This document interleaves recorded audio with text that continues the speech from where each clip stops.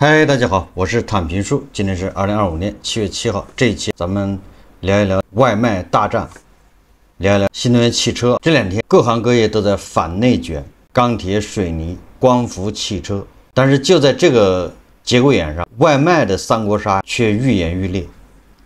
犹有赤身肉搏之势。这感觉好像比那个俄乌战场上还要惨烈啊！如果说这个淘宝、美团、京东直接撕破脸，一点都不为过。三方就外卖这个业务展开厮杀，有你没我，有我没你。这场由京东杀入本地生活而掀起的外卖大战，已经进入白热化，大有火烧燎原之势。7月2号，淘宝闪购宣布启动500亿补贴计划，目标直指美团。以往电商动不动都是100亿补贴，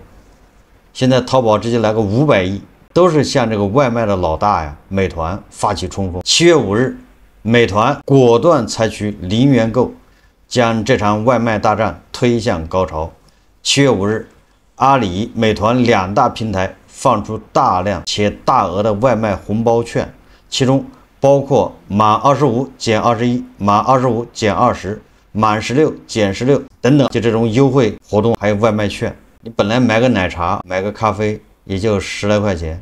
它一减好像就1、2块钱就能买一杯。而且很多用户消费者在社交平台上晒出零元购订单，平台补贴零元购，大量用户涌入平台下单，导致什么个现象呢？导致美团在5号傍晚一度宕机，官方回应称因用户下单量突破历史峰值，触发了服务器限流保护。数据显示，美团即时零售单日订单突破1.2亿单，淘宝闪购餐饮订单环比暴增170%。这个外卖大战之下，最惨的是底层打工人。全国薅羊毛大势之下，由于订单太多，有奶茶店已失控，场面极其混乱。还有的奶茶店店员无法休息，可谓崩溃至极。随着外卖三国杀进入白热化，美团、阿里、京东股价被打过落花流水，也就是资本市场还是不看好。自4月京东杀入外卖，京东股价持续阴跌，已从170港元跌到了124港元，跌幅超过20%，市值蒸发1000亿港元。美团最近1个月股价跌了15%，市值蒸发约1500亿港元。阿里巴巴初期参与外卖大战不明显，自从5月开始，股价持续阴跌，5月至今跌幅15%，随着补贴加大，上周跌6%，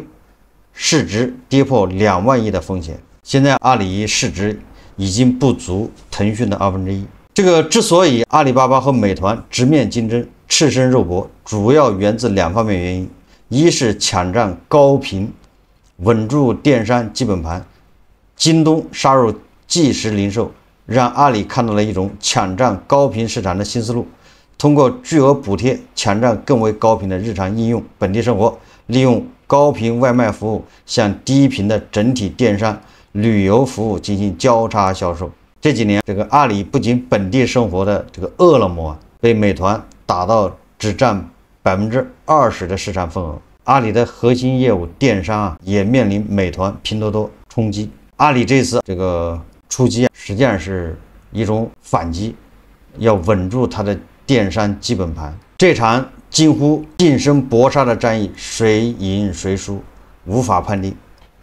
市场分析，美团拥有超强的履约效率和用户心智，且王兴眼光毒辣和美团的超强执行力，或赢面更大。而阿里巴巴则拥有巨大的流量优势和资金优势，淘宝加支付宝加饿了么的流量协同，或有机会改变战局。这关于外卖这个大战，我在以前节目也做过好几期。归根结底，说来说去就是流量太贵。大家仔细想一下，现在流量都去了哪儿？你从自身出发，你每天拿着手机你在干啥？是什么？高频应用恐怕就是抖音、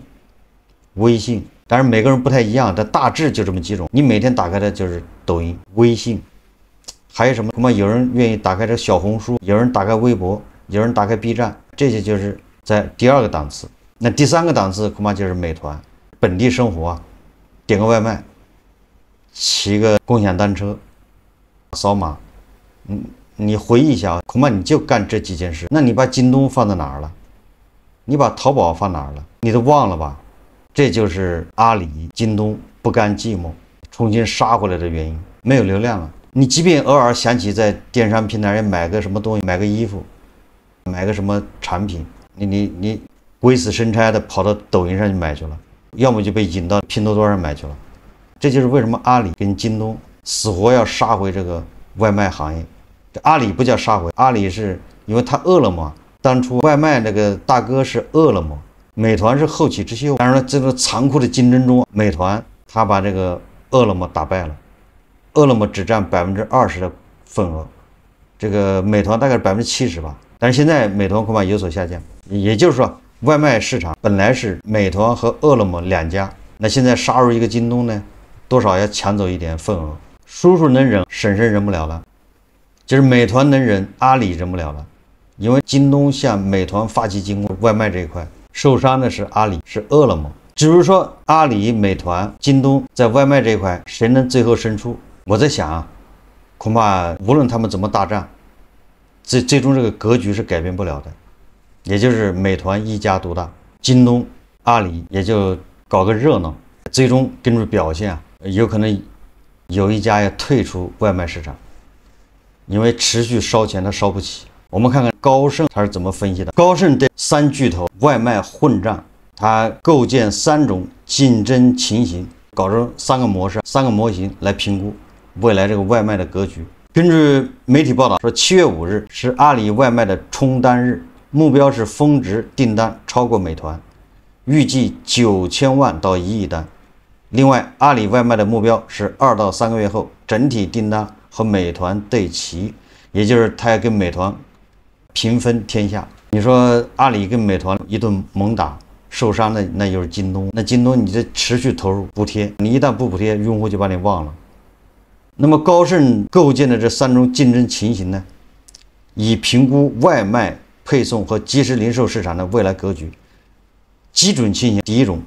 说，假设美团成功捍卫市场份额领先地位，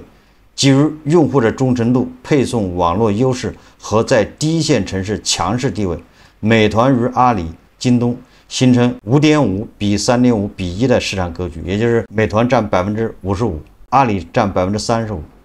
京东占10%啊，这么一个格局。在这种情形下，美团将牺牲短期盈利能力，外卖和即时零售业务的这个单价分别降至0.7元和0元，但长期有望恢复至1.0元，打价格战卷。它情形2，阿里巴巴通过持续的500亿的投入，持续投入跟美团打持久战，那么阿里可能获得更多的市场份额。凭借淘宝即时商务与饿了么整合后的协同效应，以及淘宝平台2倍于美团和京东的日活用户优势，双方将形成4.5比4.5比1的双寡头格局。京东认为第3名，就是美团和阿里各占45%的份额，那剩下的10%是京东的。那第3种情形呢？说假设京东凭借商户覆盖改善和15万全职骑手投入，实现5比3比2的3方竞争格局，也就是美团占50%，阿里占30%，京东占20%。高盛分析认为，此轮外卖价格战的根本目标，并非外卖业务本身的盈利，而是通过高频次的外卖服务获取用户流量。你看这高盛的分析跟我是一样的。这京东为什么搞外卖？阿里为什么在外卖上在发力？实际上就是一个流量，外卖只是一方面，实际上它通过外卖，它还要进入本地生活来提高用户点击京东的 APP、京东的业务的这种次数。所以如果京东在外卖这块发展的好，它下面你看，它已经开始文旅、酒店、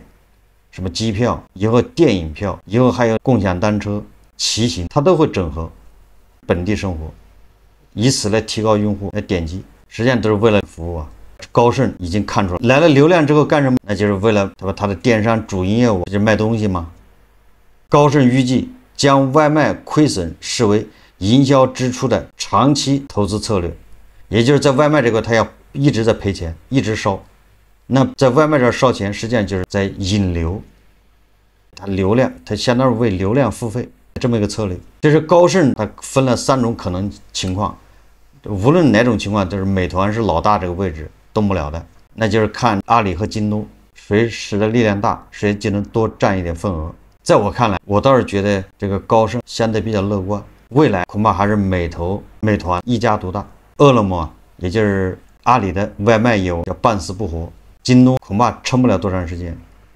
它就要退出。我说的是外卖业务，我的判断比较简单，因为京东是遭受双重压力，也就是它外卖它要持续的补贴，要贴钱，压力是很大的。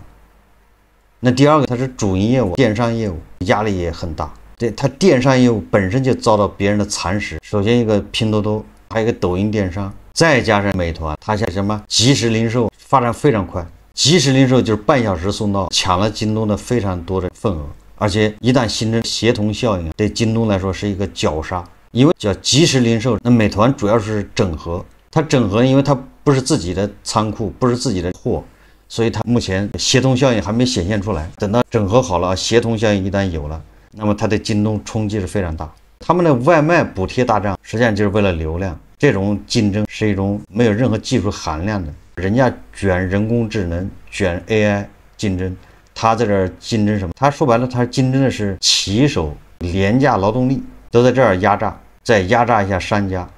因为他通过平台控制了商家，现在商家已经被平台绑架。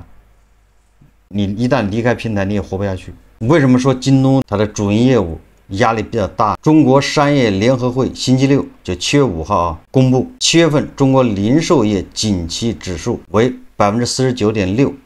较上月下降0.5个百分点。这个中国零售业景气指数是反映当期零售业经营预期变化情况的综合指数，实际上就是反映一种消费态势。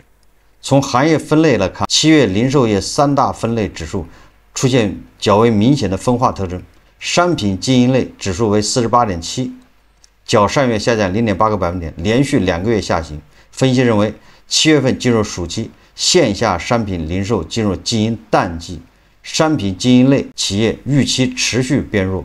租赁经营类指数为52.4%，较上月上升1.1个百分点。这个场景多元化。暑期服务消费项目增加是指数上升的主要原因，暑期家庭出行消费为主，使租赁经营类企业预期迎来客流量上升，带动商铺出租率和销售额增加。电商经营类指数50.2%，具体的电商较上月下降0.6个百分点。随着6月8促销季结束，电商实物总销售额指数跌至49.5%。较上个月下降2.3个百分点，进入收缩区间，表明集中促销季结束后，促销力度减弱，线上商品零售额增长预期明显下降。电商在线总商品数指数为51%，较上月下降0.3个百分点，也就是电商这一块，6月8一过，进入7月份，基本上下降幅度还比较大，直接降2.3个百分点。我们再捋一下这些电商平台。发起外卖大战，在外卖大战再扩充到战火在燃烧的本地生活，进一步扩大。那这一切都是为了流量，为了它的主营业务电商。那现在电商又是你看又是个存量市场搏杀，你说这日子好得了吗？他们要花大量的钱先去烧这个外卖，烧这本地生活，这个是别指望赚钱，这能来点流量就不错。这个流量要转化为它在电商业务里面份额，但是这个电商整个的盘子在下降，所以一个存量市场，这几个巨头在里面杀，别人在杀，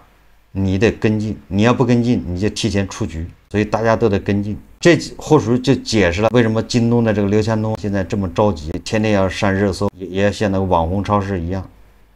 语不惊人死不休，不搞点流量是不行的。不上个头条也不行，你喜欢看什么我就搞什么，大家公众的情绪在哪儿，我就往哪儿去搞，这样有流量，没有办法，都是被流量逼的，被这个市场逼疯的。还有新能源汽车行业都是一样的，因为在存量市场里面搏杀。你说外卖有什么技术含量吗？没有，它就是盘剥商家，盘剥骑手，然后这些平台拿钱出来烧，简单粗暴，补贴卷。这个在新能源汽车行业里面也一样。我看了一下这个比亚迪整个上半年，比亚迪累计销售214.6万辆，它6月份卖了38.26万辆，同比增长12%，也就5月份它还卖了34万辆，这个成绩看起来还不错，增长12%。但是你要把它拆开一看，分成国内和国外市场，它国外市场还增长了200%多，也就卖了将近9万辆。6月份它国内市场实际上是在下降，所以这个问题就出来了。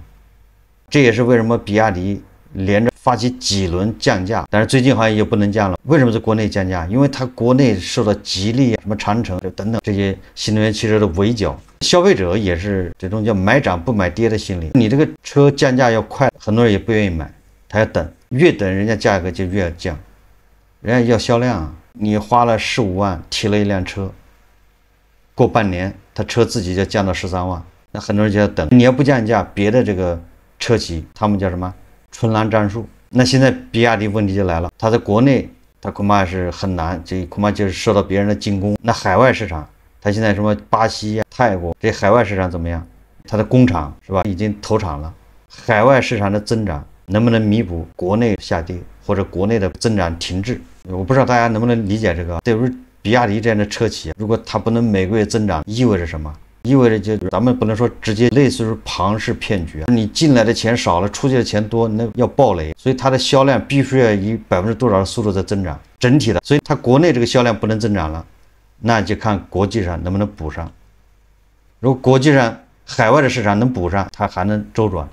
如果海外市场也补不上，比亚迪海外这个销量它基数还比较低，虽然你别看它100%增长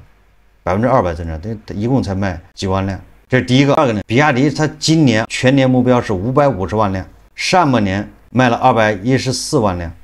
也就是还有340多万辆下半年完成，也就是下半年每个月平均要卖56万辆。那这56万辆，它在国内只有30万辆不到，再涨你怎么涨？就是国内你得降价，现在不让降价，你这个销量怎么涨？我认为它重头戏就是海外，你比如说巴西的工厂投产，还有其他的工厂，如果这些销量上来，那恐怕还有一拼。如果这些销量上不来，那它550万辆就完不成，麻烦就来了。关于汽车行业，第一财经日报它昨天发了一个报道，说这个上半年仅27.5%的 4S 店完成销量计划，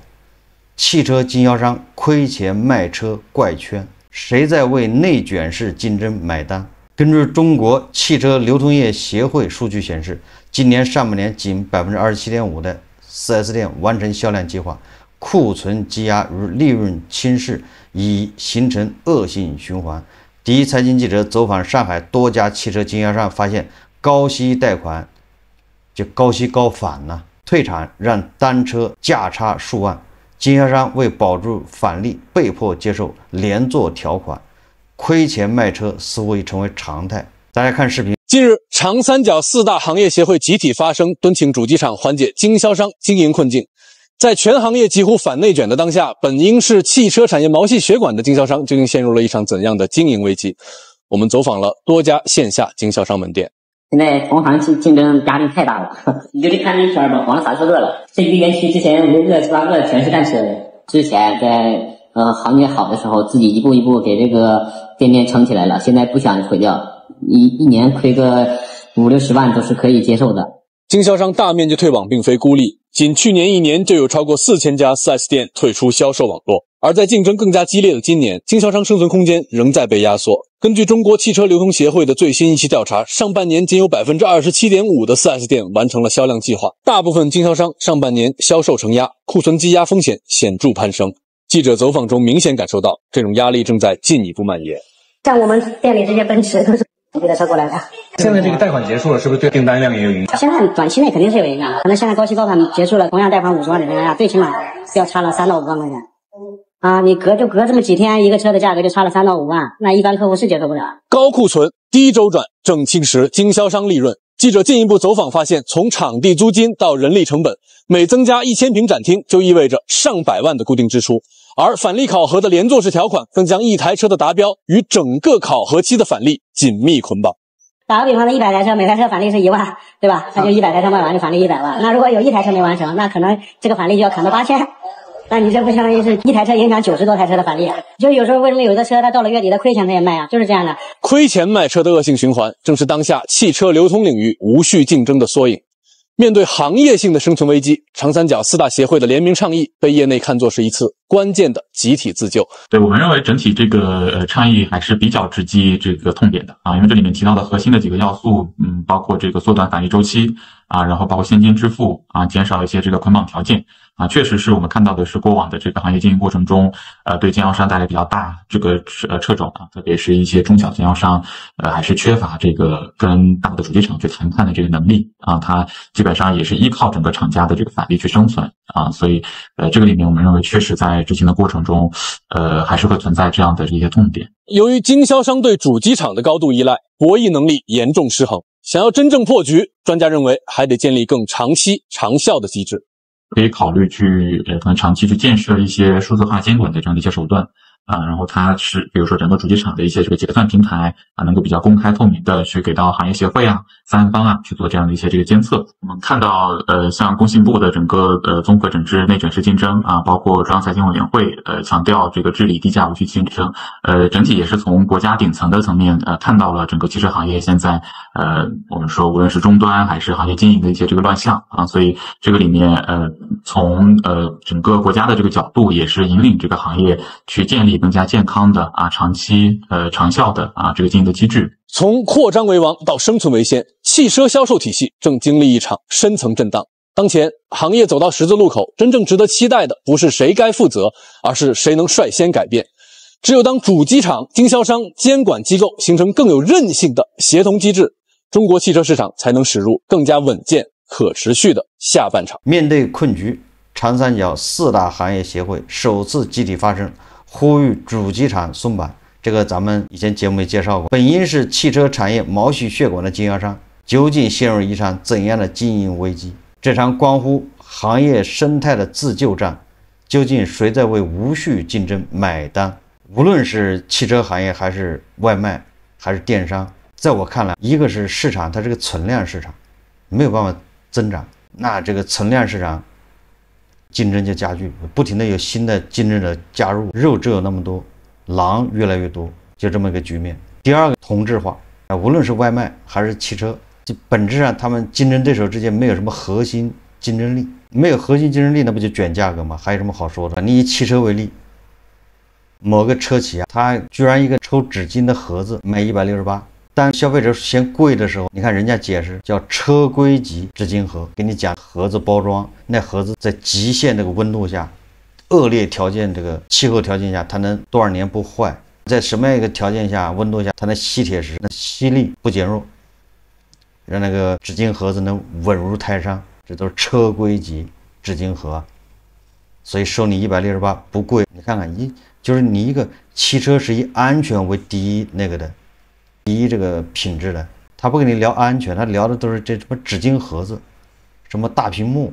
什么冰箱，什么上面可以涮火锅，这个电池被撞之后怎么能不自燃，或者自燃之后怎么样能自动给它灭火等等，这些他不谈。车门撞了之后断电它不能开，怎么样能方便让它开，这个没有，不聊这个，咱们聊的是冰箱舒适。当然了，他的粉丝愿意为这个买单，你也没办法，你粉丝就吃这一套精心为你打造的纸巾盒，还不够你这个臭屁的。这个纸巾盒只属于你，别的车没有，花多少钱买不来。大量的这个叫什么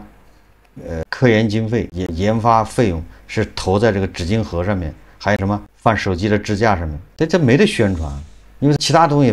它没得玩啊。所以说你看这汽车厂商都差不多，都因为它没有自己的核心竞争力，跟外卖一样，所以说你卷很正常，因为你没有核心竞争力，你就得卷的价格，卷的就是讲故事。所以无论是外卖，我们恐怕马上就要看到血流成河，杀着大老二打架，老三一定是躺下。如果老大老二打架，老三还站着，说明老二还没打结束，还不够惨烈。老二打得惨烈，那老三是必须躺下的。怎么可能还有老三还有份额？这不符合互联网企业的规律。汽车行业也一样，这种同质化竞争会导致有一批主机厂商要被淘汰，你或者叫落后产能、低效产能都得清除出去，都会被充分的竞争之后淘汰掉。就像什么哪吒汽车、吉悦汽车、提前走路了已经。好，我们这期节目就聊到这里，感谢大家收看。如果喜欢我的节目，欢迎订阅转发，也可以在下方留言评论，谢谢大家。